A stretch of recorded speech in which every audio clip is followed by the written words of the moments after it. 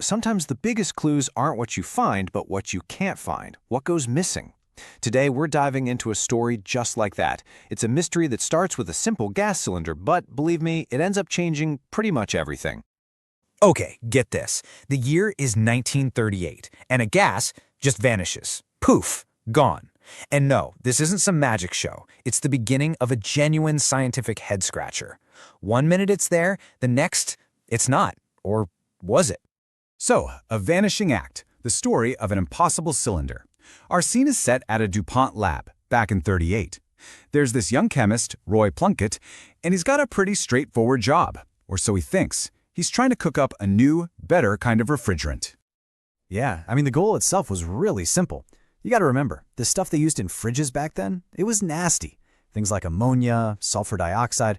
You definitely did not want that leaking into your kitchen. So Plunkett's mission was to find a safe, non-toxic replacement. A pretty practical problem, right? Seemed like it needed a simple chemical fix. So Plunkett and his assistant, they have these cylinders filled with a gas, TFE for short. And the expectation is pretty basic, right? You open the valve, gas comes out. Simple. But the reality, well, this is where it gets weird. They open the valve and crickets, nothing. The pressure gauge says empty. So, okay, it must have leaked, right?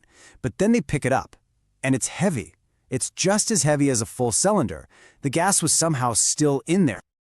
So how is that possible? How can something be there and not there at the exact same time? This is the core of the whole mystery. You have two pieces of evidence that just completely contradict each other. The scale says it's full, the valve says it's empty. It's like a real-life glitch in the Matrix, just sitting there on a lab bench.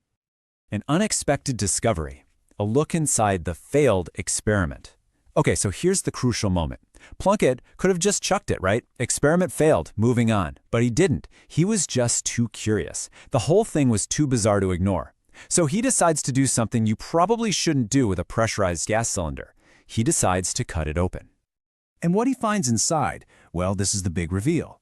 The gas wasn't gone at all. It had changed. The inside of the cylinder was coated in this weird, white, waxy powder, and it was super, super slippery. The gas molecules had done something nobody saw coming. The material that shouldn't exist. Decoding a mistake. So what happened? Well, turns out the pressure inside that can had basically forced all the little gas molecules to link up, kind of like a massive conga line. It's a process called polymerization. They didn't just become a solid, they became a totally new substance with properties that were frankly off the charts. And when I say off the charts, I mean it. This stuff was unbelievably slippery, it could handle crazy amounts of heat, it was totally waterproof, and you could dump the nastiest acids on it and nothing. It just didn't react. Plunkett set out to make a better coolant, but his failure created something way, way more important. From labs to kitchens, a quiet revolution. Right, so DuPont, seeing they had something special, slapped a patent on it. And in 1945, they gave it a name you might recognize, Teflon. But its journey from some weird powder in a lab to, well, your kitchen, that was just beginning. It's a wild ride, too. At first, because it resisted corrosion so well, it was top secret, used in the Manhattan Project during the 40s. It took until 1954 for someone to have the aha moment for the rest of us. A French engineer's wife saw how it was used on fishing tackle and thought, hey, what if you put that on a cooking pan? And boom, the first nonstick pan was born. By the 60s, the happy pan was everywhere, completely changing how we cook. The accidental blueprint, recognizing patterns in failure. See, this whole story is more than just a lucky break. It's actually a perfect example of a hidden pattern we see all the time in innovation. The biggest breakthroughs, they don't always come from perfect plans. They come from the weird results, the things that make you go, wait, that's not supposed to happen.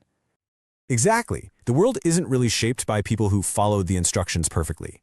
It's shaped by people who see a mistake and get curious. They say chance favors the prepared mind, and this is Exhibit A. That vanished gas could have just been a failed experiment written off in a notebook. But because Roy Plunkett just had to know why it failed, he ended up changing the world. It really makes you think, doesn't it?